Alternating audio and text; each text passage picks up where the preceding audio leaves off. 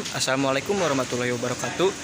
Sebelumnya perkenalkan, nama saya Faisal Yusuf Isnen dengan nomor NPM 10121075 dari kelas C5 S1 Manajemen. Perkenalkan, nama saya Wina Widianti, NPM 10121078 dari kelas C Manajemen. Dan saya Salsimila Nur Aini dengan NPM 10121077. Di sini kami sedang berada langsung di pabrik roti Sri Rejeki. Bisa dilihat langsung. Tujuan kami ke sini yaitu menjadi narasumber untuk wawancara kami untuk mengambil tugas manajemen sumber daya manusia. Langsung saja kita masuk untuk menemui narasumber yang telah kami pilih. Oke, bye-bye.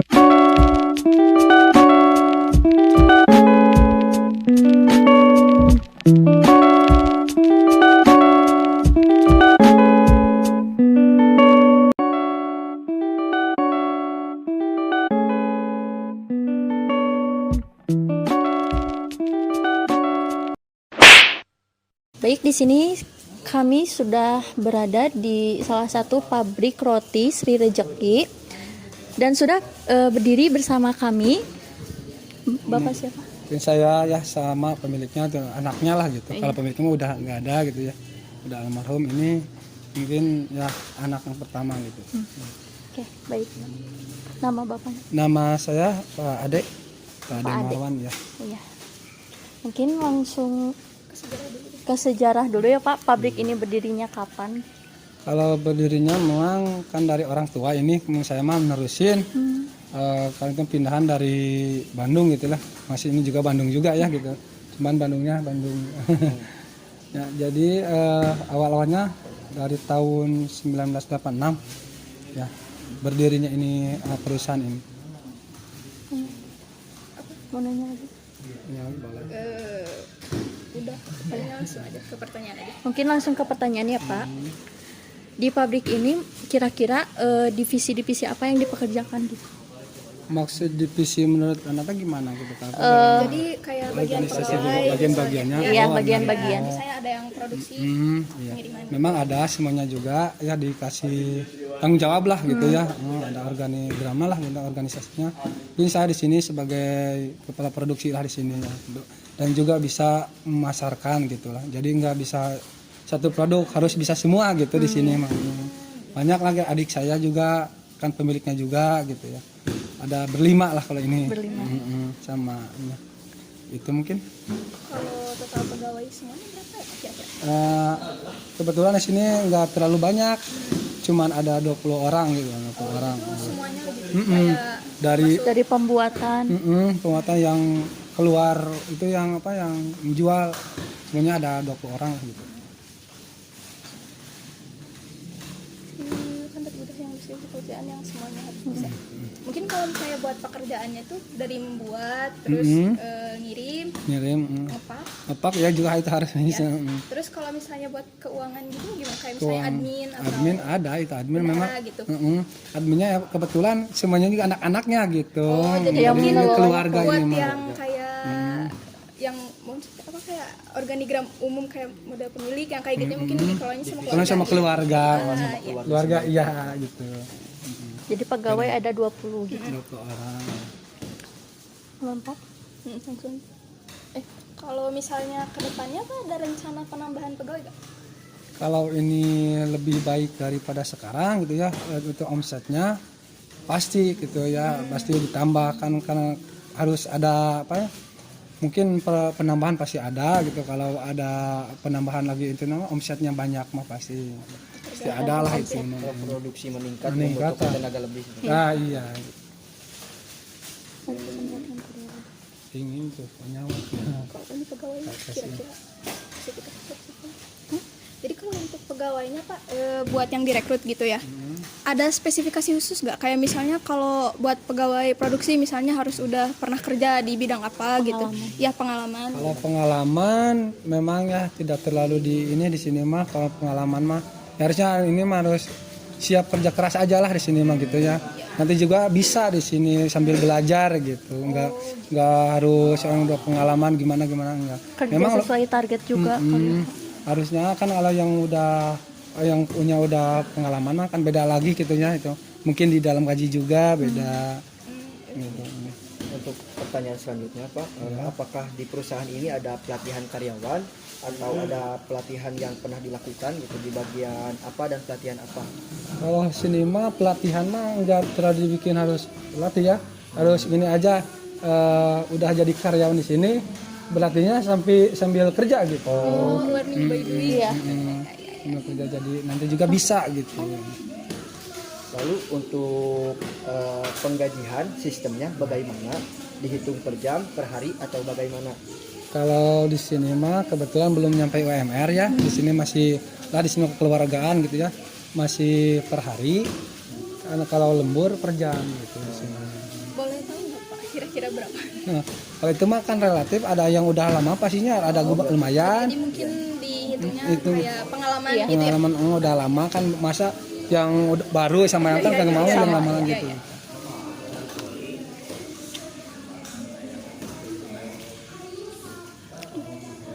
Untuk yang selanjutnya Pak, Boleh. mungkin di sini ada kayak bonus karyawan, insentif kayak gitu. Nah kalau insentif sama bonus, sini dilihat dari kerjanya ya juga dimasukkan sama bonus gitu, tapi dilihat dimasukin sama gajinya, ditambah gitu. Kan, Prestasi kerjanya gitu ya Pak. Gitu. Ada itunya Pak, apa namanya itu bukan miliar apa sih? Kayak misalnya batasan khusus misalnya dapat bonus kalau misalnya kinerjanya segini misalnya ada nggak? Biasanya kalau akhir tahun kalau nggak salah ke kreatifnya dia nggak mungkin nggak banyak izin gitulah kalau biasanya gitu, kerjanya bagus gitu biasa seperti ada dilebihin lah gitu biasanya. Tunjangan. Kalau misalnya untuk tunjangan lain Pak, kayak misalnya Cuti tahunan. selain uang misalnya kayak cuti gitu ada nggak? Kalau misalnya itu belum nyampe ke situ, di sini mah masih gimana ya, itu masih kekeluargaan gitu, belum nyampe sama UMR gitulah kalau itu mau pabrik yang gede gitu ya. Jadi mungkin kalau misalnya izin gitu Izin boleh bisa, aja boleh. gitu. Karena di sini kalau dikasih izin seminggu ada juga 2 minggu kurang gitu. Oh, jadi mungkin belum ada ketentuan khususnya gitu. Ditentu ada ketentuan khususnya gitu, tapi kan ya kan namanya keluarga gitu, jangan di sana mungkin keluarga pulang ada gimana ada soal gitu. Iya. Harus dimaklumi gitu. Kalau itu mah yang harus itu kan namanya juga kerja ya. Baik Pak, mungkin untuk pertanyaan terakhir, Iya. selama bisnis roti ini berlangsung dari tahun pertama ya Pak, pernah ada konflik atau masalah gitu Pak antara karyawan sama atasan atau Kalau atasan sama? konflik, alhamdulillah sama karyawan enggak lah gitu ya, masih alhamdulillah enggak. Sama karyawan sama atasan mungkin kalau karyawan mungkin pasti ada lah kena sedikit Karyawan itu pasti ada ya. ada konflik mungkin di dalam penggajian mungkin bisa ada gitulah, tapi enggak terlalu lama di mesin sini mah gitu, cuman ya mungkin adalah namanya juga Iya. karyawan pasti gitu. Nah Bapak sebagai kepala operasional nih, untuk mengatasi karyawan yang seperti itu bagaimana gitu? Kalau menurut saya ya di sini memang dikasih tahu dulu ya keadaan bagaimana di sini. Kalau lagi ramai makan saya juga ya jangan sampai anak-anak sampai nggak kerja gimana gitu ya, dikasih tahu, diberikan pemahaman gitu. Jadi jangan sampai banyak kerjaan nggak ada kan kerja gitu Pak. Jadi seringlah dikasih pemahaman mah nggak dia ngerti kan, aku juga yang punya juga ngerti gitu.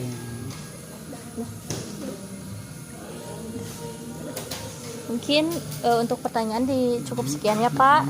Terima kasih sudah Mau meluangkan waktu. waktunya buat Untuk mencari narasumber kami. Ya.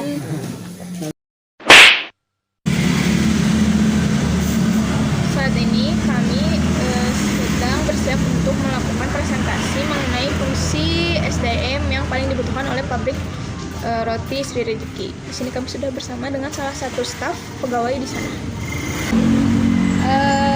Sebelumnya, jadi setelah kemarin kami wawancara, kami sudah menganalisis. Jadi mengenai salah satu fungsi MSDM yang menurut kami paling dibutuhkan untuk pabrik Sri Rejeki. Nah, karena kemarin waktu wawancara itu sempat ada jawaban yang mengenai katanya kalau misalnya omsetnya naik mau nambah pegawai, jadi kami menyimpulkan kalau misalnya yang paling dibutuhkan itu adalah mengenai perekrutan pegawai. Kalau misalnya teteh belum tahu, perekrutan itu menurut Skermerform pada tahun 1997, rekrutmen adalah proses penarikan sekelompok kandidat untuk mengisi posisi yang lowong. Perekrutan yang efektif akan membawa peluang pekerjaan pada perhatian dari orang-orang yang berkemampuan dan keterampilan khusus mengenai spesifikasi pekerjaan. Mungkin kalau misalnya di kita lebih dikenal perekrutan itu kayak loker gitu, lowongan pekerjaan.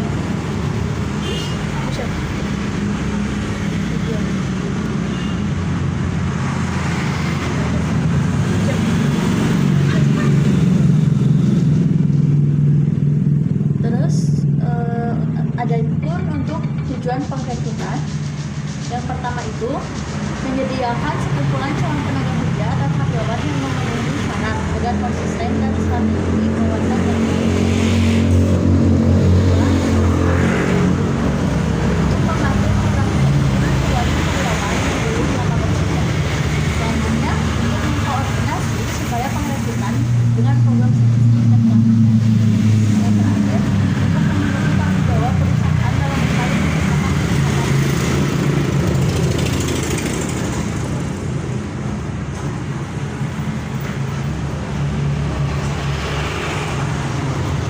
Itu sumber perekrutan.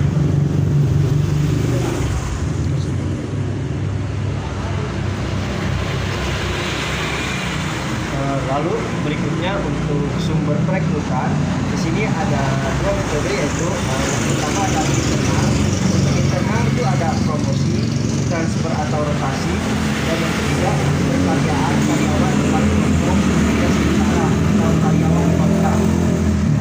berikutnya ada metode eksternal. Yang pertama adalah lembaga pendidikan, yang kedua teman atau anggota keluarga karyawan, yang ketiga lamaran terdahulu yang telah masuk, yang keempat agen tenaga kerja, yang kelima karyawan perusahaan lain, yang keenam asosiasi profesi, yang ketujuh outsourcing.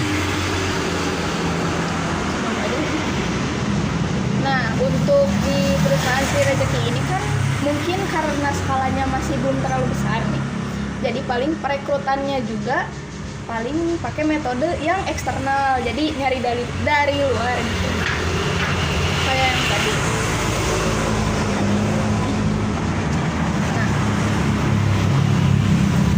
Nah, yang ini. Yang terutama untuk poin nomor 2 yaitu teman atau anggota keluarga karyawan. Nah, kan kita tuh pengen buat di perusahaan ini, di pabrik ini kayak terus berkembang, otomatis si SDM atau si pegawainya gitu ya pengen yang lebih bagus kan, jadi supaya menunjang produksinya juga jadi lebih bagus gitu. Nah, di sini kami udah merancang untuk pabrik Sri Rejeki. Untuk posisi yang dipilih adalah posisi yang dicari adalah pegawai pabrik, dan kualifikasinya usia minimal 18 tahun dan maksimal 25 tahun.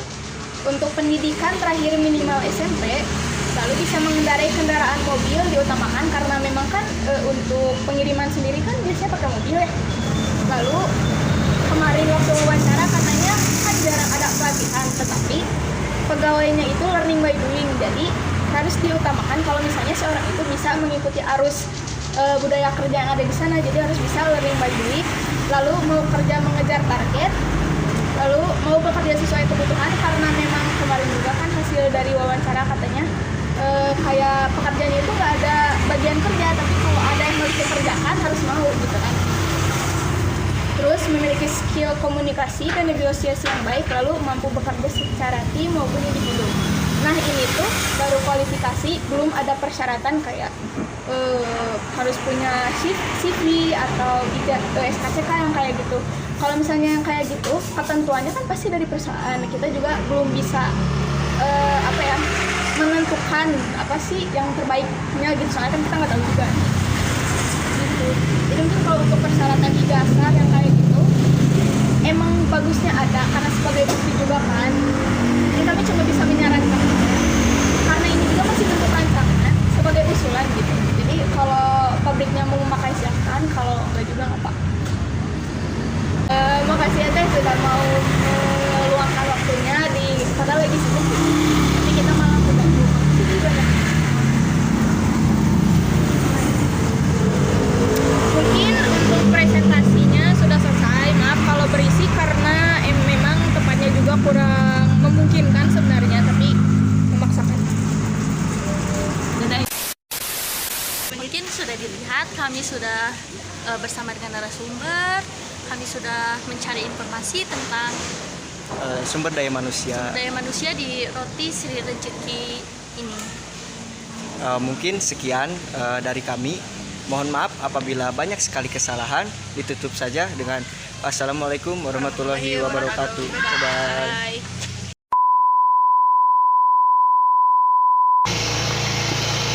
Jadi kami rempet 3, tapi satu lagi di sini.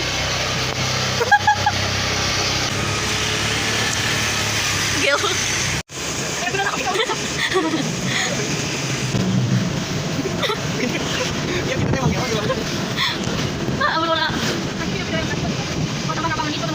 Tahu. Datang.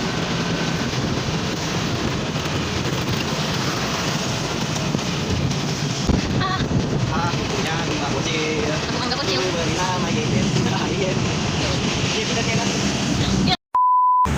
Aduh, acan dulu ya.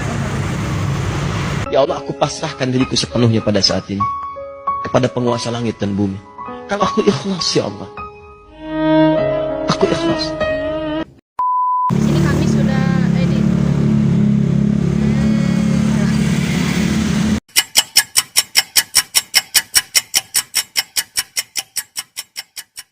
Bruh.